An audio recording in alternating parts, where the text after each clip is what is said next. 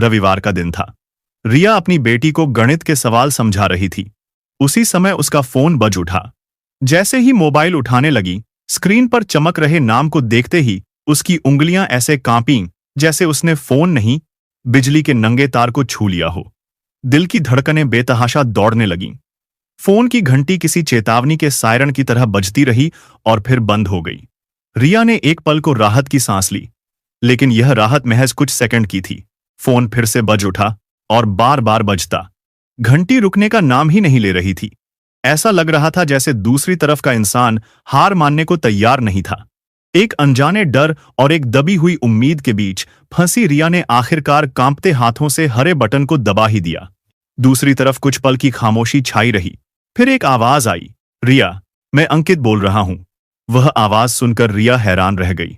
यह अंकित की आवाज तो थी, लेकिन उसमें वह खनक नहीं थी जैसी रिया को याद थी। अपने दिल की बढ़ती धड़कनों को छिपाने की नाकाम कोशिश करते हुए रिया ने रूखेपन से जवाब दिया, मैं जानती हूं, क्या काम है? कैसी हो? अंकित ने पूछा। जैसी भी हूं, तुम्हें उससे क्या? फोन क्यों किया ये बताओ। रिया के लहजे में कड़वाहट घुल गई। वह नहीं चाहती थी कि अंकित को लगे कि इस एक फोन कॉल से उसकी दुनिया में कोई तूफान आया है। मुझे तुम्हें कुछ दिखाना है रिया। अंकित की आवाज में एक झिझक थी। क्या तुम एक बार हमारे पुराने घर आ सकती हो? हमारे घर? वो सिर्फ तुम्हारा घर है अंकित। तुम्हारी याददाश्त कमजोर पड़ गई हो तो बता दूं, 2 साल पहले हमारा तलाक हो चुका है। अब वहां मेरा कुछ नहीं है। और वैसे भी, अब क्या दिखाना चाहते हो तुम मुझे? कोई नई महंगी गाड़ी, अपनी कोई नई कामयाबी, या फिर अपनी जिंदगी में आई कोई नई औरत? मुझे यह एहसास दिलाने के लिए कि मेरे बिना तुम कितने खुश हो? रिया गुस्से से बोली। बस एक बार आ जाओ रिया, अंकित ने लगभग गिड़गिड़ाते हुए कहा। जो मैं तुम्हें दिखाना चाहता हूं वो फोन पर नहीं बता सकता। प्लीज रिया, सिर्फ 1 घंटे के लिए। उसकी आवाज में कुछ ऐसा था जिसने रिया को हैरत में डाल दिया। यह वह अंकित नहीं था जिसे वह जानती थी। वह अंकित जो अपनी गलती कभी नहीं मानता था, जो प्लीज जैसे शब्द को अपनी शान के खिलाफ समझता था, आज इस तरह क्यों बात कर रहा था? रिया के मन में हजारों सवाल उठ खड़े हुए। क्या वो फिर से उसे बेवकूफ बना रहा है? क्या वह उसे फिर से नीचा दिखाना चाहता है? या फिर बात कुछ और है? मैं नहीं आ सकती, मेरे पास वक्त नहीं है, रिया ने झूठ बोला। मैं इंतजार करूंगा, अंकित ने कहा और फोन काट दिया। रिया हाथ में फोन पकड़े सोफे पर धम्म से बैठ गई। उसने ठान लिया था कि चाहे जो हो जाए, अब वो उस आदमी की बात नहीं सुनेगी। लेकिन थोड़ी देर बाद मन में फिर जिज्ञासा उठी कि वो दिखाना क्या चाहता है। उसका दिमाग चीख चीख कर कह रहा था, मत जाओ रिया, यह एक और जाल हो सकता है। लेकिन दिल की गहराई से निकली आवाज कह रही थी, तुम्हें जाना चाहिए। आखिर वहां ऐसा क्या है? तुम्हें जानना चाहिए। वह 2 पाटों के बीच पिस रही थी। थोड़ी ही देर में रिया ने अपनी स्कूटर की चाबी उठाई, बेटी अनन्या को अपनी सहेली नेहा के पास छोड़ा और उस रास्ते पर निकल पड़ी जहां वापस न लौटने की कसम न जाने उसने कितनी बार खाई थी। उस रास्ते पर जाते हुए अतीत की यादें खुद ब खुद उसके दिलो दिमाग पर हावी होने लगीं। रिया और अंकित की शादी किसी प्रेम कहानी का नतीजा नहीं थी, बल्कि वो एक सीधी सादी अरेंज मैरिज थी। रिया एक कॉलेज में पढ़ाने वाली शांत और सुलझी हुई लड़की, जिसके सपने बहुत बड़े नहीं थे। बस एक अच्छा पति, एक छोटा सा घर और एक खुशहाल परिवार। और अंकित एक छोटी सी फाइनेंस कंपनी में काम करने वाला महत्वाकांक्षी लेकिन जमीन से जुड़ा हुआ लड़का, जो अपने परिवार की जिम्मेदारियां उठाने के लिए कड़ी मेहनत करता था। पहली मुलाकात में दोनों ने एक दूसरे से ज्यादा नहीं, बस जरूरत के सवाल जवाब किए थे। रिया को याद है कि अंकित ने पहली बार पूछा था, आपको क्या पसंद है? और रिया ने शर्माते हुए कहा था, किताबें पढ़ना और बच्चों को पढ़ाना। सुनकर अंकित मुस्कुरा दिया था। उस औपचारिक मुलाकात में रिया ने अंकित की आंखों में एक ईमानदारी देखी थी और अंकित ने रिया के चेहरे पर एक सुकून देने वाली शांति। शादी के बाद पहली रात को अंकित ने रिया से पूछा था, नर्वस हो? और रिया ने सिर हिला दिया था। अंकित ने हंसकर कहा था, मैं भी। उस एक वाक्य ने दोनों के बीच की झिझक को दूर कर दिया था। वे धीरे धीरे एक दूसरे की आदतें, पसंद नापसंद जानने लगे। शनिवार की शाम को साथ में पुरानी फिल्में देखना, अंकित का रिया के कंधे पर सिर रखकर सो जाना, रविवार को घर की सफाई में एक दूसरे की मदद करना और महीने के आखिर में बचे हुए पैसों से छोटा सा डिनर, यही उनकी छोटी सी खुशहाल दुनिया थी। दोनों की तनख्वाह मिलाकर जो घर चलता था उसमें बहुत ऐशो आराम नहीं था, लेकिन संतोष जरूर था। जब अनन्या पैदा हुई तो उनकी दुनिया में एक नई रोशनी आ गई। अंकित की आंखों में अपनी बेटी को पहली बार देखने का जो भाव था वो रिया कभी नहीं भूल सकती थी।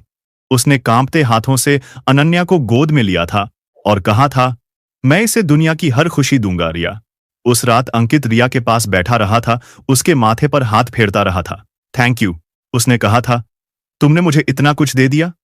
रिया की आंखों में खुशी के आंसू थे। अगले कुछ साल सुकून भरे थे। हाँ, पैसों की तंगी रहती थी। महीने के आखिरी हफ्ते में किराने का हिसाब किताब करके चलना पड़ता था। अनन्या के जन्मदिन पर फैंसी केक नहीं, घर का बना केक होता था। लेकिन उस घर में प्यार था, हंसी थी और सबसे बढ़कर एक दूसरे का साथ था। फिर अंकित के जीवन में एक मोड़ आया। उसे एक बड़ी मल्टीनेशनल कंपनी में सीनियर अकाउंट मैनेजर की नौकरी मिल गई। तनख्वाह अचानक 70,000 हो गई, फिर 6 महीने में 1 लाख। उन्होंने एक बड़े फ्लैट में शिफ्ट किया। अनन्या को एक अच्छे स्कूल में दाखिला मिला। जिंदगी बदल रही थी और रिया खुश थी कि अंकित की मेहनत रंग ला रही है। लेकिन साथ ही अंकित भी बदलने लगा था। पहले जो आदमी शाम 6 बजे घर आ जाता था, अब रात 9-10 बजे आता। पहले जो वीकेंड पर अनन्या को पार्क ले जाता था, अब ऑफिस वर्क में व्यस्त रहता। पहले जो रिया से घंटों बातें करता था, अब सिर्फ लैपटॉप में व्यस्त रहता। रिया समझती थी, नई नौकरी है, प्रेशर होगा। उसने अपनी नौकरी छोड़ दी ताकि घर और अनन्या को बेहतर तरीके से संभाल सके और अंकित को कोई शिकायत न रहे। फिर धीरे धीरे अंकित की बातों में मीरा का जिक्र होना शुरू हुआ। आज मीरा ने एक बड़ी डील क्लोज की। मीरा का प्रेजेंटेशन बहुत शानदार था। मीरा ने मुझे कॉर्पोरेट फाइनेंस के बारे में बहुत कुछ सिखाया। शुरुआत में रिया ने इसे नजरअंदाज किया, लेकिन जब यह जिक्र रोज का हो गया तो उसके मन में एक हल्की सी खटक शुरू हुई। एक दिन उसने हंसते हुए पूछा भी, यह मीरा कौन है जो तुम्हारी हर बात में आती है? अंकित ने लापरवाही से कहा, अरे मेरी टीम लीड है, बहुत टैलेंटेड है। धीरे धीरे अंकित घर में और गैर हाजिर होता गया। उसका ध्यान हमेशा फोन पर रहता। खाना खाते वक्त भी अनन्या कुछ बताती तो भी वह हम कहकर फोन देखता रहता। रिया ने कई बार कहा, अंकित थोड़ा हमें भी वक्त दो। लेकिन अंकित चिढ़कर कहता, रिया मैं इतनी मेहनत किसके लिए कर रहा हूं? तुम लोगों के लिए ही ना। अनन्या का 5वां जन्मदिन आने वाला था। उसी हफ्ते अंकित ने कहा, मुझे 10 दिन के लिए सिंगापुर जाना है। कंपनी कॉन्फ्रेंस है, बहुत जरूरी है। रिया का दिल बैठ गया। लेकिन अनन्या का जन्मदिन है अंकित। अंकित ने झुंझलाकर कहा, तो क्या करूं? मैं नौकरी छोड़ दूं? तुम मना लो ना उसे। मैं वापस आते हुए उसके लिए अच्छा सा गिफ्ट ले आऊंगा। रिया चुप रह गई। अंकित चला गया। सिंगापुर में अंकित से रिया की बात होती रहती, लेकिन हर बार वह जल्दबाजी में लगता। एक दिन रिया ने पूछा, वहां कौन कौन गया है? अंकित ने बेपरवाही से कहा, बॉस, मीरा और टीम के कुछ लोग। मीरा नाम रिया के दिल में चुभ सा गया, लेकिन वह कुछ बोली नहीं। वह अपने शक पर मन ही मन शर्मिंदा भी थी। अंकित जब लौटा तो वह पहले से अलग लग रहा था। उसके दिल में एक अजीब सी बेचैनी दिखाई देती थी। उसका मन घर में नहीं लगता था। अनन्या से भी वह पहले जैसा प्यार से पेश नहीं आता था। रिया से बातचीत लगभग खत्म हो गई थी। अब वह घर आता, खाना खाता, लैपटॉप पर काम करता और सो जाता। रात को जब रिया उससे कुछ बात करने की कोशिश करती तो वह मुझे थकान है कहकर करवट बदल लेता। रिया अकेली होती जा रही थी। अपने ही घर में अपने पति के साथ रहते हुए भी वह एक अजनबीपन महसूस करती थी। उसे कई बार लगता, कहीं कुछ गड़बड़ तो नहीं। लेकिन फिर रिया यह सोचकर खुद को तसल्ली देती कि अंकित ऐसा नहीं कर सकता। वह उसका पति है, उसने उसके साथ 7 फेरे लिए हैं। फिर वो शाम आई जिसने सब कुछ तोड़ दिया। अनन्या के स्कूल में पेरेंट्स डे था। रिया और अंकित दोनों को आना था, लेकिन सुबह ही अंकित ने फोन करके कहा, यार मेरी एक अर्जेंट मीटिंग है, मैं नहीं आ पाऊंगा, तुम चली जाओ। रिया का दिल बैठ गया, लेकिन वह अनन्या को निराश नहीं करना चाहती थी। उसने अपनी सहेली नेहा को फोन किया, चल यार साथ चलते हैं, कम से कम मुझे अकेलापन नहीं लगेगा। स्कूल का फंक्शन शाम 4 बजे खत्म हुआ।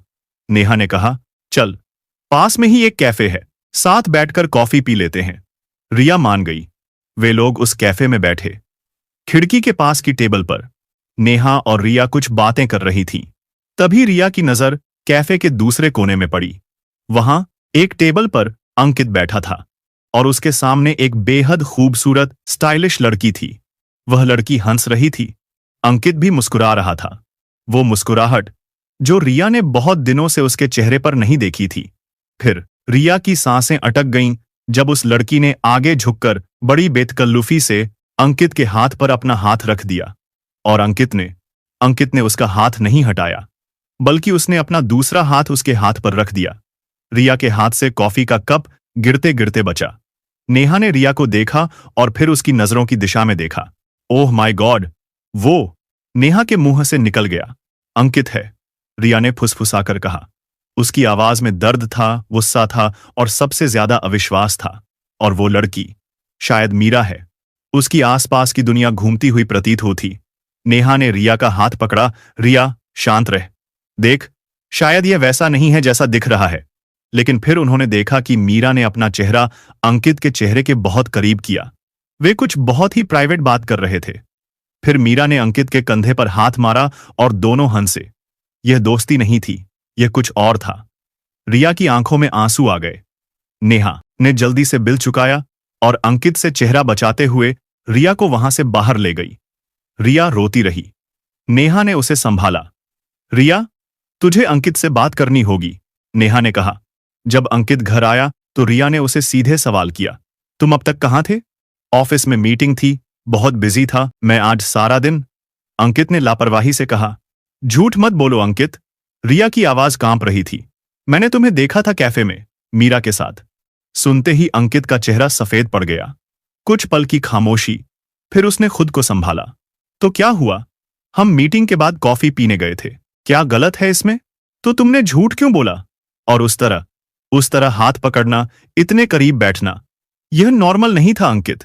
अंकित का गुस्सा भड़का। रिया, तुम्हारी समस्या क्या है?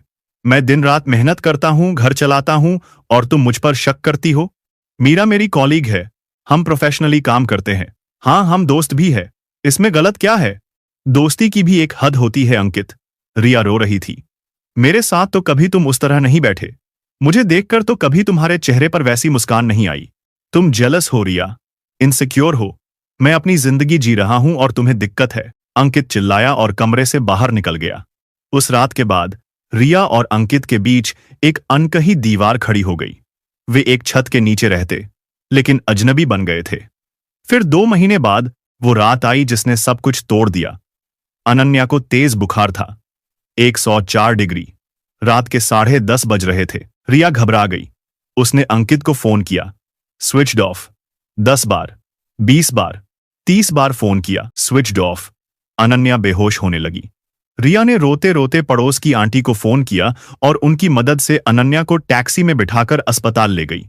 पूरी रात अनन्या को ड्रिप लगी रही।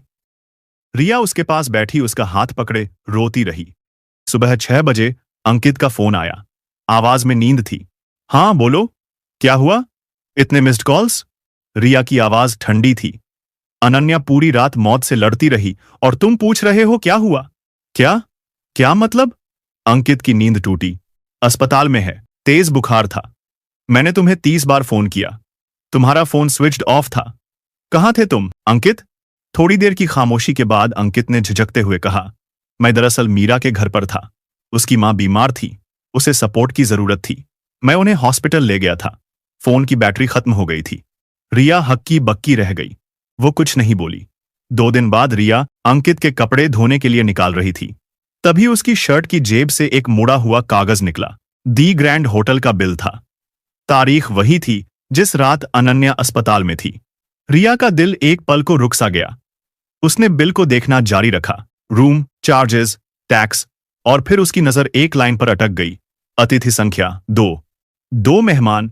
इसका मतलब अंकित अकेला नहीं था। उसके दिल में एक भयानक शक ने जन्म लिया। फिर भी उसे यकीन नहीं हो रहा था। उसे पूरा सच जानना था। उस रात अंकित ऑफिस के काम से देर से लौटा था, थका हारा सा। सीधे बाथरूम में घुसा और फिर बिना कुछ खाए सो गया। उसका मोबाइल चार्जिंग पर लगा था। रिया ने एक बार अंकित की तरफ देखा। वह गहरी नींद में सो रहा था। उसके हाथ कांप रहे थे, लेकिन उसने हिम्मत जुटाई और धीरे से उसका फोन उठा लिया। पासवर्ड उसे पता था। उसने फोन अनलॉक किया और व्हाट्सएप खोला। सबसे ऊपर मीरा का नाम था। उसने मीरा की चैट खोली और स्क्रॉल करना शुरू किया। 2 दिन पहले उसी शाम की चैट थी। अंकित ने शाम 6:30 बजे मैसेज किया, बस निकल रहा हूं, 7 बजे तक पहुंच जाऊंगा। मीरा का जवाब था, मैं इंतजार कर रही हूं, रूम नंबर 704 में। अगली सुबह अंकित ने लिखा था, कल रात बहुत खास थी, तुम्हारे बिना अब दिल नहीं लगता।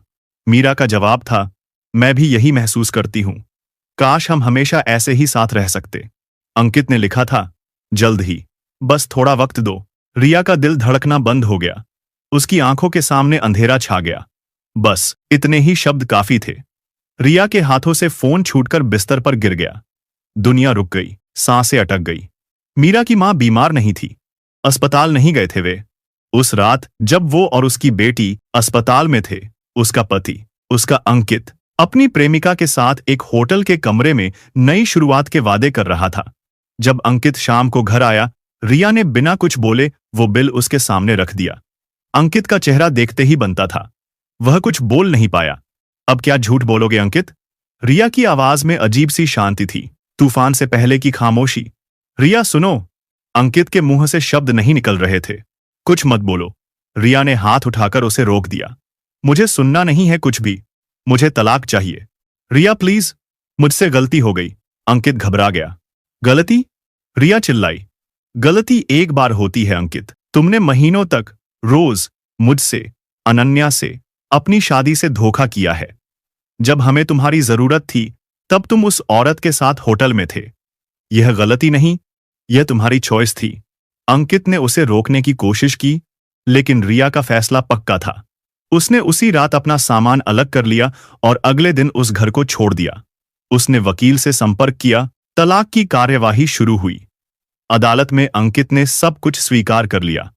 उसने मीरा के साथ अपने अफेयर को स्वीकार किया, लेकिन उसने यह भी कहा कि वह अब सब कुछ सुधारना चाहता है, लेकिन तब तक बहुत देर हो चुकी थी। जज का आखिरी फैसला, वकीलों की खींचतान और अंकित का वह भावशून्य चेहरा जिस पर अपनी पत्नी और बेटी से बिछड़ने की कोई शिकन तक नहीं थी। रिया ने अपनी 5 साल की बेटी अनन्या का हाथ कसकर पकड़ लिया था और उसे लेकर एक नए जीवन की ओर बढ़ गई थी, यह कसम खाकर कि वह कभी पीछे मुड़कर नहीं देखेगी। आज उस घर की ओर स्कूटर चलाते हुए रिया को वह सब साफ साफ याद आ रहा था। तलाक की वजह सिर्फ एक झूठ या एक मुलाकात नहीं थी।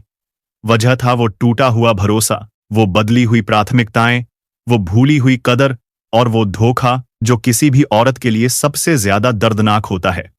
अंकित ने भले ही कभी स्वीकार न किया हो, लेकिन उसने रिया को उस दिन खो दिया था जब उसने मीरा के साथ रात बिताई थी। और आज 2 साल बाद रिया उसी घर की ओर जा रही थी, न जाने क्या देखने। हर मोड़, हर सड़क उसे अतीत में खींच रही थी। वह आइसक्रीम पार्लर जहां वे दोनों अक्सर रुका करते थे, वह पार्क जहां अंकित ने पहली बार उसका हाथ थामा था, वह सिनेमा हॉल जहां उन्होंने अपनी पहली फिल्म देखी थी। चेहरे से टकराती ताजा हवा उसके मन में चल रहे बवंडर को शांत नहीं कर पा रही थी, क्योंकि उस हवा में भी यादों की महक घुली हुई थी। तलाक के बाद का सफर आसान नहीं था। एक प्राइवेट स्कूल में शिक्षिका की नौकरी, अनन्या की परवरिश और अकेलेपन से हर रात की लड़ाई। उसने खुद को बहुत मजबूती से संभाला था। अनन्या उसकी दुनिया थी, उसकी ताकत थी। अनन्या कभी कभी पूछती, माँ, पापा कब आएंगे? और रिया के पास इस सवाल का कोई सच्चा जवाब नहीं होता था। वह बस कह देती, पापा बहुत दूर काम पर गए हैं बेटा। वह सोच रही थी कि अंकित से मिलकर वह क्या कहेगी। क्या वह अपना सारा गुस्सा उस पर निकाल देगी, या खामोशी से वह चीज देखकर वापस आ जाएगी जो वह दिखाना चाहता है? उसके मन में अंकित के लिए नफरत से ज्यादा शिकायतें थी। शिकायतें कि उसने उसके प्यार को कभी समझा नहीं, उसकी भावनाओं की कद्र नहीं की। अंकित के लिए मीरा ही उसकी दुनिया थी। रिश्ते, भावनाएं, परिवार, यह सब उसकी प्राथमिकता सूची में बहुत नीचे थे। इसी बात ने उनके रिश्ते में दीमक की तरह काम किया था। स्कूटर एक मोड़ से गुजरी और रिया का दिल धक से रह गया।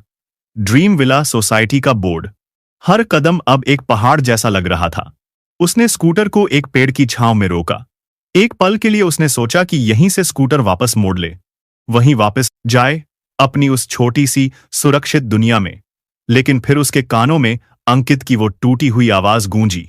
यह आखिरी बार है, उसने खुद से कहा। मैं बस यह जानना चाहती हूं कि माजरा क्या है, ताकि यह अध्याय हमेशा के लिए बंद हो सके। घर की नेम प्लेट पर अब सिर्फ अंकित मेहरा लिखा था।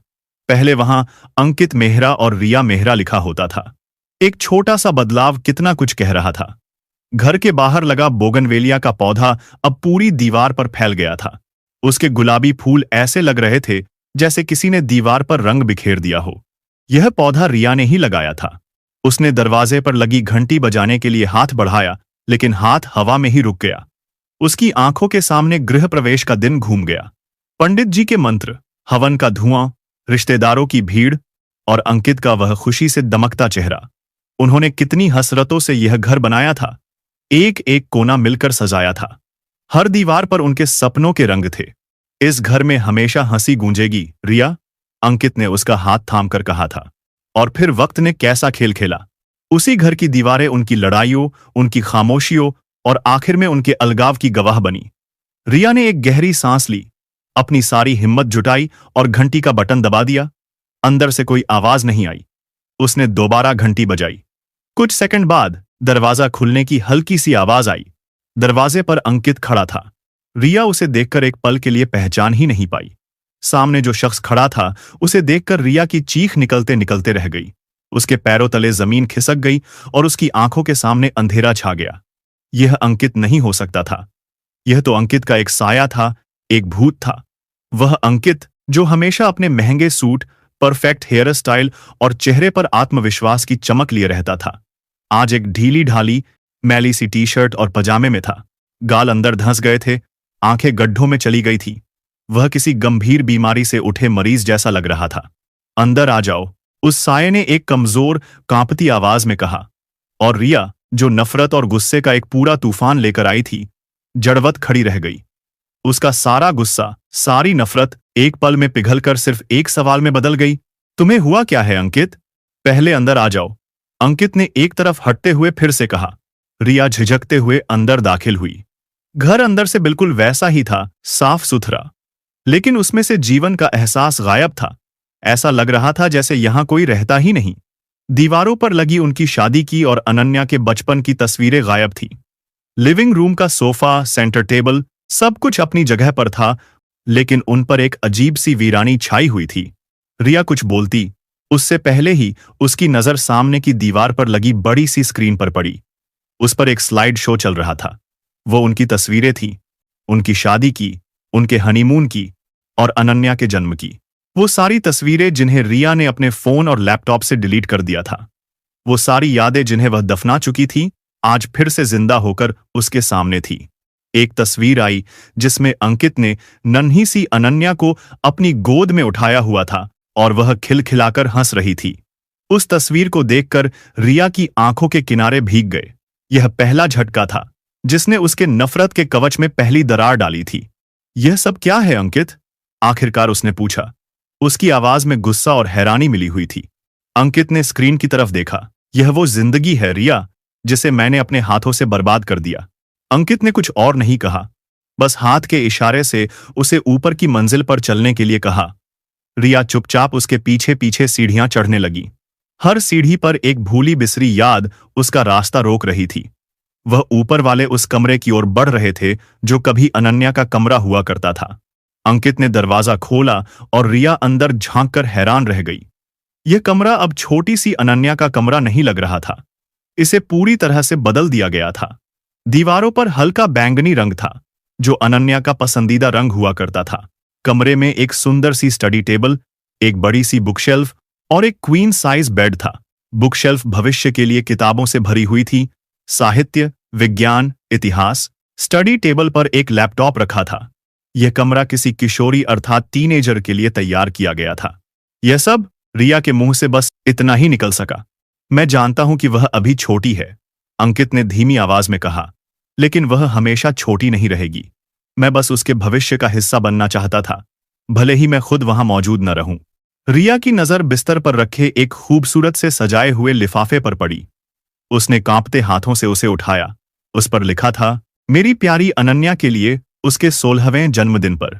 रिया का दिल किसी ने मुट्ठी में भींच लिया हो, ऐसा महसूस हुआ। यह क्या हो रहा था? अंकित ऐसा क्यों कर रहा था?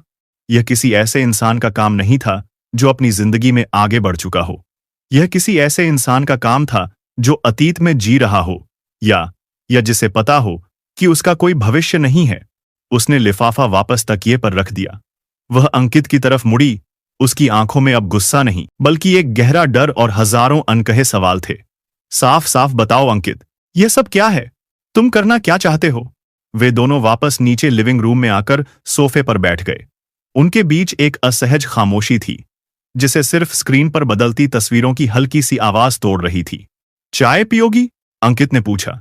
रिया ने नम में सिर हिला दिया। उसे बस अपने सवालों के जवाब चाहिए थे। अंकित ने अपनी धैंसी हुई आंखों से रिया को देखा, जैसे हिम्मत जुटा रहा हो।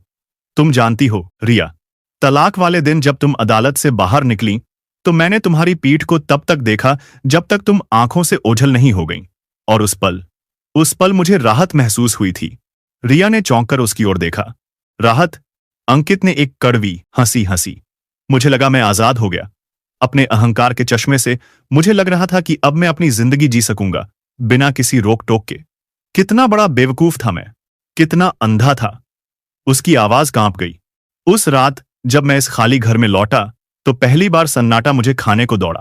तुम्हारी हंसी की गूंज नहीं थी, अनन्या की मीठी मीठी बातें नहीं थीं, लेकिन मैंने अपने दिल को तसल्ली दी। कुछ दिन की बात है, आदत हो जाएगी। रिया चुपचाप पत्थर बनी बैठी रही। मैंने मीरा को फोन किया। हम डिनर पर गए। मैंने उसे बताया कि मेरा तलाक हो गया। वह मुस्कुराई। अगले 2-3 महीने सब एक सपने जैसा लगा। पार्टियां, घूमना, महंगे तोहफे। और फिर 3 महीने बाद वो हुआ जिसने मुझे जमीन पर पटक दिया। मीरा को एक बड़ा प्रमोशन मिला और उसके बाद वो बॉस के साथ लिव इन रिलेशनशिप में रहने लगी। अंकित का गला भर आया। मैंने उससे पूछा, हमारे रिश्ते का क्या? उसने हंसते हुए कहा, अरे अंकित, तुम सीरियस हो गए क्या? जो हुआ वो बस फन था, टाइम पास। अब तुम भी मूव ऑन करो और मैं भी। कहते कहते अंकित फफक पड़ा। रिया की आंखें भी भीग गईं। फिर अंकित बोला, उस रात मैं इस घर में नहीं आया। मैं पूरी रात कार में बैठकर सड़कों पर घूमता रहा और रोता रहा। मुझे अपना चेहरा एक हारे हुए बेवकूफ इंसान जैसा दिख रहा था। जिस औरत के लिए मैंने तुम्हें, अपनी बेटी को, अपनी इज्जत को खो दिया, उसने मुझे एक इस्तेमाल किए हुए टिश्यू पेपर की तरह फेंक दिया। उसके बाद के दिन वो मेरी सजा की शुरुआत थी। मैं हर शाम ऑफिस से लौटता और दरवाजा खोलने से डरता था। अंदर का अकेलापन मुझे निगल जाने को दौड़ता। मैं अक्सर उन दिनों को याद करता जो हमने एक साथ बिताए थे। उस रात के बाद कोई ऐसी रात नहीं गुजरी जब मैं इस सोफे पर बैठकर रोया ना हूं। रिया, मैंने तुम्हें और अनन्या को हर पल याद किया है। उसकी आवाज अब सिसकियों में बदल चुकी थी। एक दिन मैंने हिम्मत की। मैं अनन्या के स्कूल के बाहर गया। छुट्टी हुई। तुम उसे लेने आई थी। उसने तुम्हें दौड़कर गले लगाया और तुम दोनों हंसते हुए चले गए। और मैं एक पेड़ के पीछे छिपा हुआ एक चोर की तरह अपने ही परिवार को देख रहा था। उस दिन मुझे एहसास हुआ कि मैंने सिर्फ एक पत्नी नहीं खोई, मैंने अपनी जिंदगी खो दी थी। वो खुशी, वो सुकून, वो अपनापन, सब कुछ। रिया के लिए यह सब सुनना असहनीय हो रहा था। उसके अंदर का गुबार पिघलकर आंखों के रास्ते बहने को तैयार था। तो फिर तुमने कभी संपर्क करने की कोशिश क्यों नहीं की अंकित? एक फोन, एक मैसेज। अंकित ने अपनी नम आंखें ऊपर उठाईं। करना चाहता था रिया, हजारों बार तुम्हारा नंबर डायल किया, लेकिन बात करने की हिम्मत नहीं हुई। किस हक से करता? अपनी गलतियों का एहसास होने में मुझे बहुत देर हो गई थी। और फिर मुझे वजह भी मिल गई कि मुझे तुमसे दूर ही रहना चाहिए। क्या वजह? रिया ने लगभग चीखते हुए पूछा। अंकित कुछ पल चुप रहा। फिर उसने एक ऐसी बात कही जिसने रिया के पैरों तले जमीन खिसका दी। तलाक के 8 महीने बाद मुझे हर वक्त सिर में दर्द रहने लगा। चक्कर आते थे। जब डॉक्टर को दिखाया तो पता चला ब्रेन कैंसर है, स्टेज 4। यह कहते हुए अंकित फूट फूट कर रोने लगा। यह शब्द किसी बम की तरह रिया के कानों में फटे। उसे लगा जैसे उसे सुनाई देना बंद हो गया है। दुनिया घूम रही है। कैंसर, यह नहीं हो सकता। वह अविश्वसनीयता में अपना सिर हिलाने लगी। उस दिन मैं हंसा था रिया, मैं पागलों की तरह हंसा था। मुझे लगा, वाह अंकित, यही है तेरा इंसाफ। जब तूने अपनों का दिल तोड़ा तब तुझे दर्द नहीं हुआ। अब ये दर्द तुझे तिल तिल कर मारेगा। यह मेरे कर्मों का तमाचा था जो सीधा मेरे मुंह पर पड़ा था। डॉक्टरों ने कहा था कि मेरे पास ज्यादा से ज्यादा 1.5 साल है। अंकित ने सिसकते हुए कहा, वह 1.5 साल अब पूरा होने वाला है। रिया पत्थर की मूर्ति बनी बैठी थी। उसका दिमाग सुन्न हो गया था। नफरत, गुस्सा, शिकायतें, सब कुछ एक पल में भाप बनकर उड़ गया। अब सिर्फ एक अथाह दर्द और अफसोस का समंदर था जिसमें वह डूब रही थी। जिस आदमी से वह इतनी नफरत करती आई थी, वह मौत के दरवाजे पर खड़ा था। अंकित ने अपनी बात जारी रखी। मैंने किसी को नहीं बताया, न अपने दोस्तों को, न परिवार को। मैं नहीं चाहता था कि कोई मुझ पर तरस खाए। मेरे पास दो रास्ते थे रिया। या तो मैं कीमोथेरेपी और इलाज के चक्कर में अपनी बची खुची जिंदगी अस्पतालों में बिता दूं, या फिर मैं उस वक्त का इस्तेमाल अपनी जिंदगी की सबसे बड़ी गलती को सुधारने में करूं। उसने रिया की आंखों में देखा। मैंने दूसरा रास्ता चुना। मैंने अपने सारे इन्वेस्टमेंट बेच दिए, मुंबई वाला प्लॉट बेच दिया। मैं जानता था कि मैं तुम्हें तुम्हारा खोया हुआ वक्त और खुशियां नहीं लौटा सकता। मैं अनन्या को एक पिता का साया नहीं दे सकता, लेकिन मैं तुम दोनों को एक सुरक्षित भविष्य दे सकता था। अंकित उठा और एक दराज से कुछ फाइलें निकालकर लाया। उसने उन्हें सेंटर टेबल पर रिया के सामने रख दिया। यह इस घर के कागजात हैं। यह घर अब तुम्हारे नाम पर है रिया। इसकी सारी किश्तें चुका दी गई हैं। यह अनन्या के नाम पर एक ट्रस्ट फंड है। इसमें इतने पैसे हैं कि उसकी पढ़ाई, उसकी शादी और उसकी सारी जरूरतें आसानी से पूरी हो जाएंगी। तुम्हें कभी किसी के आगे हाथ फैलाने की जरूरत नहीं पड़ेगी। रिया कांपते हाथों से उन फाइलों को देख रही थी। हर कागज उसके लिए एक तमाचा था। वह जिस आदमी को स्वार्थी समझती रही, वह चुपचाप अकेले में मौत से लड़ते हुए उनके भविष्य को सुरक्षित करने में लगा हुआ था। मुझे माफ कर देना रिया।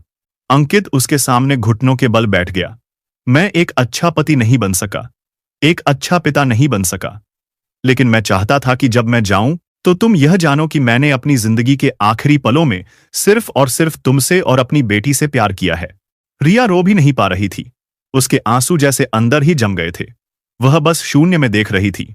अंकित धीरे से उठा। अभी वह चीज बाकी है जो मैं तुम्हें असल में दिखाना चाहता था, उसने कहा, और रिया का हाथ पकड़कर उसे अपने स्टडी रूम की ओर ले गया। यह कमरा हमेशा से अंकित का प्राइवेट एरिया रहा था। रिया भी यहां कम ही आती थी, लेकिन आज जब उसने दरवाजा खोला तो अंदर का नजारा देखकर रिया की सांसें अटक गईं। यह किसी बिजनेसमैन का स्टडी रूम नहीं, बल्कि किसी पिता और पति का मंदिर था। एक पूरी दीवार पर अनन्या की तस्वीरों की एक टाइमलाइन बनी हुई थी, लेकिन ये तस्वीरें आम नहीं थीं। ये तलाक के बाद की तस्वीरें थीं। अनन्या की उसके नए स्कूल के पहले दिन की तस्वीर, जिसमें वह थोड़ी डरी हुई लग रही थी। उसके 7वें जन्मदिन की तस्वीर, जिसे शायद अंकित ने दूर से छिपकर खींचा था। स्पोर्ट्स डे पर मेडल जीतते हुए उसकी तस्वीर। हर तस्वीर के नीचे तारीख और अंकित के हाथ से लिखा एक छोटा सा नोट था। मेरी बहादुर बेटी, आज तुम बहुत खुश लग रही थी। पापा तुम्हें बहुत याद करते हैं। रिया को चक्कर आ गया। उसने दीवार का सहारा लिया। इसका मतलब अंकित हमेशा उनके आसपास ही था, एक साये की तरह, उन्हें देखता हुआ, उनकी खुशियों में दूर से ही शरीक होता हुआ। फिर रिया की नजर स्टडी टेबल पर पड़ी। वहां डायरियों का एक ढेर लगा हुआ था। लगभग 10-12 खूबसूरत डायरियां, करीने से सजी हुई। यह है वो चीज जो मैं तुम्हें दिखाना चाहता था रिया, अंकित ने कांपती आवाज में कहा। यह क्या है अंकित? रिया ने फुसफुसाकर पूछा। मैं जानता हूं कि मैं अनन्या को बड़ा होते हुए नहीं देख पाऊंगा, अंकित ने डायरियों की ओर इशारा करते हुए कहा। मैं उसके 10वें जन्मदिन पर नहीं होऊंगा, न ही उसके 15वें जन्मदिन पर। मैं उसे उसके ग्रेजुएशन पर बधाई देने के लिए नहीं होऊंगा। मैं उसे शादी के मंडप तक ले जाने के लिए नहीं होऊंगा। उसकी आवाज में दर्द की एक ऐसी लहर थी जिसने रिया के दिल को चीर दिया। इसलिए मैंने उसके लिए ये डायरियां लिखी हैं। हर डायरी उसके आने वाले जन्मदिन के लिए एक तोहफा है। इसमें एक पिता की वो सारी बातें हैं जो मैं उससे कहना चाहता था।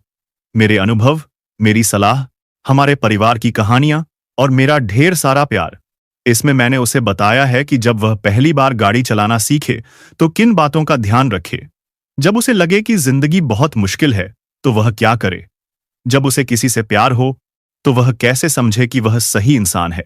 मैंने अपनी बची हुई पूरी जिंदगी इन पन्नों में भर दी है रिया, ताकि जब मैं न रहूं तब भी मेरी बेटी को अपने पिता की कमी महसूस न हो। उसने एक डायरी उठाई। उसके कवर पर लिखा था, अनन्या के 18वें जन्मदिन पर पापा की ओर से। क्या तुम इन्हें संभाल कर रखोगी रिया? क्या तुम वादा करती हो कि तुम हर जन्मदिन पर उसे एक डायरी दोगी? अंकित की आंखों में एक उम्मीद थी, एक आखिरी इच्छा। रिया अब और बर्दाश्त नहीं कर सकी। उसके अंदर का बांध टूट गया। वह वहीं जमीन पर बैठकर फूट फूट कर रोने लगी। उसकी सिसकियां पूरे कमरे में गूंज रही थीं। अंकित ने कांपते हाथों से एक डायरी उठाई जो अनन्या के 9वें जन्मदिन के लिए थी। उसने उसे खोला और पढ़ना शुरू किया। मेरी प्यारी बिट्टू, आज तुम 9 साल की हो गई। मुझे यकीन है तुम्हारी माँ ने तुम्हारे लिए एक बहुत सुंदर सी पार्टी रखी होगी। काश मैं वहां होता। काश मैं तुम्हें कसकर गले लगा सकता। आज मैं तुम्हें उस किस्से के बारे में बताना चाहता हूं जब तुम पहली बार साइकिल चलाने की कोशिश कर रही थी। तुम बार बार गिर रही थी और तुम्हारे घुटने छिल गए थे। तुम रोते हुए मेरे पास आई और कहा, पापा मुझसे नहीं होगा। मैंने तुमसे कहा था, बेटा गिरने का मतलब हारना नहीं होता। हारना तब होता है जब तुम गिरने के बाद उठने की कोशिश छोड़ दो। और तुम फिर उठी और थोड़ी देर बाद तुम हवा से बातें कर रही थी। जिंदगी भी ऐसी ही है बेटा। तुम कई बार गिरोगी, तुम्हें चोट लगेगी, लेकिन तुम्हें उठकर फिर से आगे बढ़ना होगा। अंकित आगे नहीं पढ़ सका। उसकी आवाज भर्रा गई थी। रिया ने उसके हाथ से डायरी ले ली। पन्ने आंसुओं से भीग रहे थे। हर शब्द प्यार और अफसोस में डूबा हुआ था। यह एक पिता का अपनी बेटी के नाम लिखा प्रेम पत्र था जो समय की सीमाओं से परे था। रिया को लगा जैसे उसका दिल फट जाएगा। उसने डायरी को अपने सीने से लगा लिया। वह उस शख्स के लिए रो रही थी जिसे उसने कभी समझने की कोशिश ही नहीं की थी। घंटों बीत गए।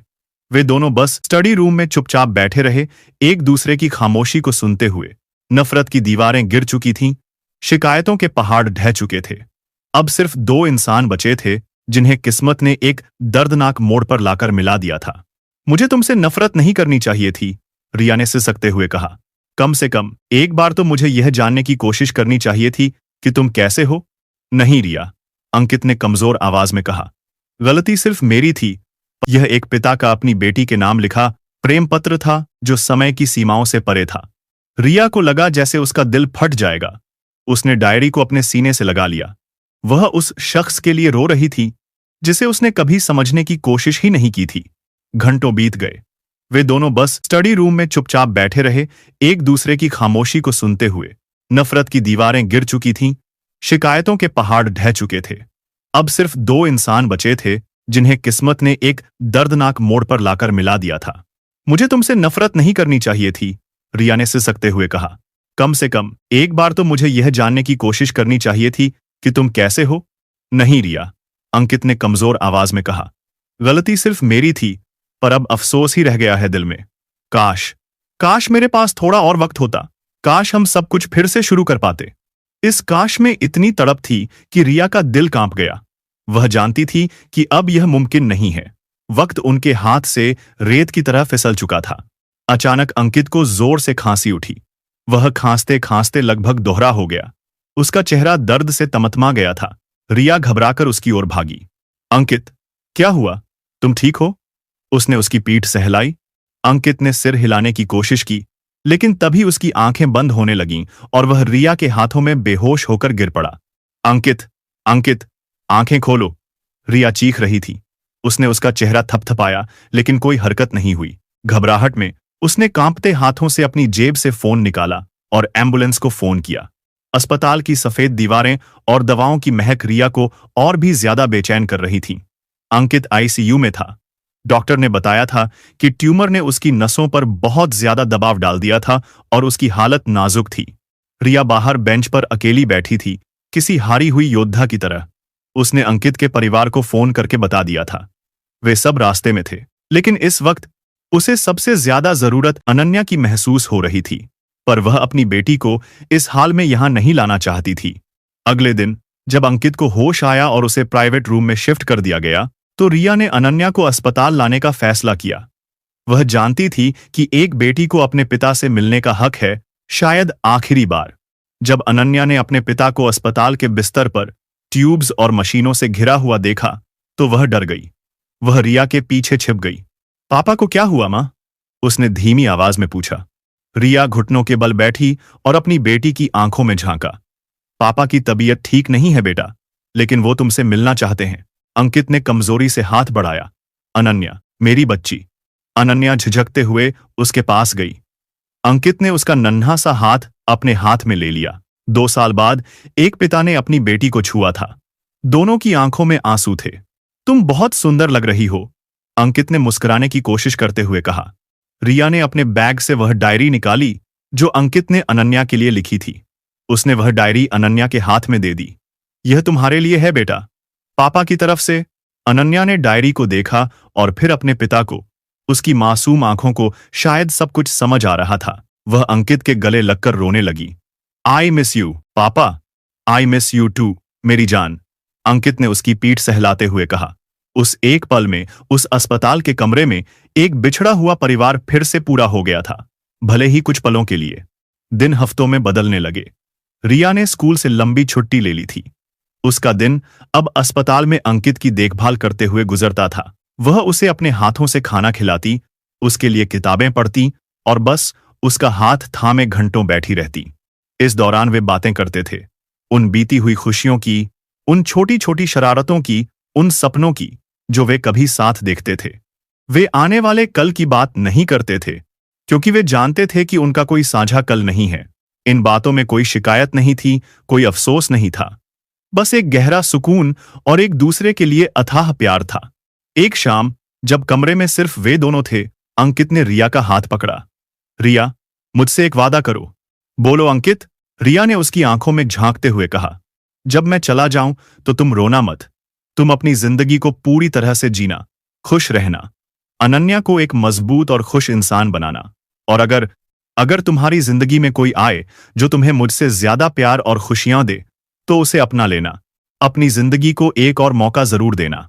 रिया के आंसू उसके हाथ पर टपक पड़े। चुप रहो अंकित, ऐसा कोई कभी नहीं आ सकता। मेरी जिंदगी में प्यार का मतलब सिर्फ तुम थे और सिर्फ तुम रहोगे। उस रात उन्होंने एक दूसरे की आंखों में वह प्यार देखा जो शायद इतने साल साथ रहते हुए भी वे नहीं देख पाए थे।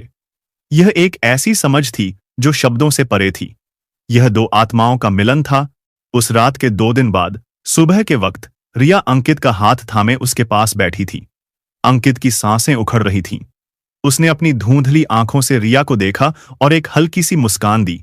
थैंक यू रिया, मुझे माफ करने के लिए और आखिरी वक्त में मेरा साथ देने के लिए। आई लव यू, ये उसके आखिरी शब्द थे। उसने आंखें बंद कर लीं और उसका हाथ रिया के हाथ में ही ढीला पड़ गया। मॉनिटर पर एक सीधी लकीर खिंच गई। रिया रोई नहीं, चिल्लाई नहीं। वह बस पत्थर की तरह बैठी रही, उसके ठंडे हाथ को थामे हुए। उसने अपना वादा निभाया था। अंतिम संस्कार के बाद जब सब मेहमान चले गए, तो रिया और अनन्या उस घर में वापस लौटी जिसे अंकित ने उनके लिए तैयार किया था। घर खाली था, फिर भी हर कोने में अंकित की मौजूदगी का एहसास था। रिया सीधे स्टडी रूम में गई।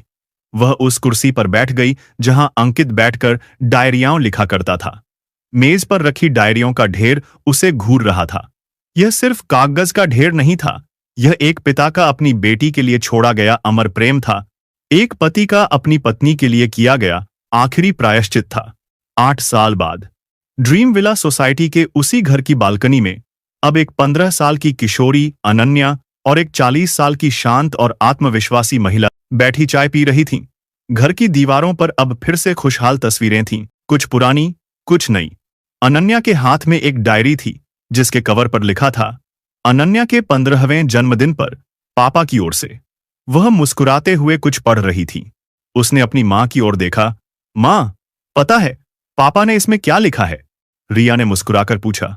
क्या लिखा है? उन्होंने लिखा है कि इस उम्र में लड़कियां किसी भी गधे की ओर आकर्षित हो जाती हैं, इसलिए अपना दिल किसी गधे पर मत हारना, अपने भविष्य पर ध्यान देना। अनन्या खिलखिलाकर हंस पड़ी। रिया की आंखों में भी हंसी के साथ साथ एक हल्की सी नमी आ गई। उसने आसमान की ओर देखा, जैसे किसी को ढूंढ रही हो। पापा आज भी हमारे साथ हैं, है ना मां? अनन्या ने पूछा। रिया ने अपनी बेटी के सिर पर हाथ फेरा और सिर हिलाया।